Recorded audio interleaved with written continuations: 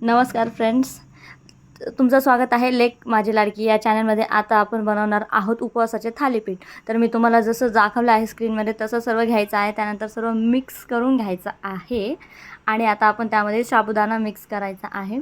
तो व्यवस्थित मिक्स झाल्यावर असं होतं, तुम्ही बघू शकता स्क्रीनमध्ये दिसतंय तसं.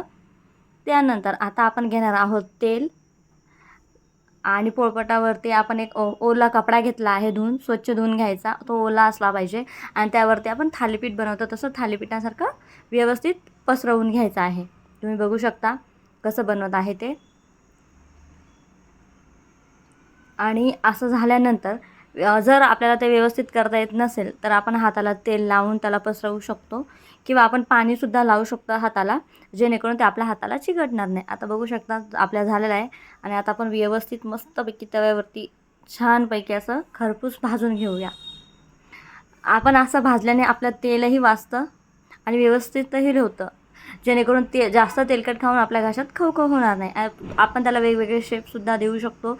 हे आम्ही गोल शेपमध्ये केलं आहे आणि आपण ते दह्यासोबत खाऊया. तुम्ही बघू शकता कसं बनवलं आहे. Thank you so much.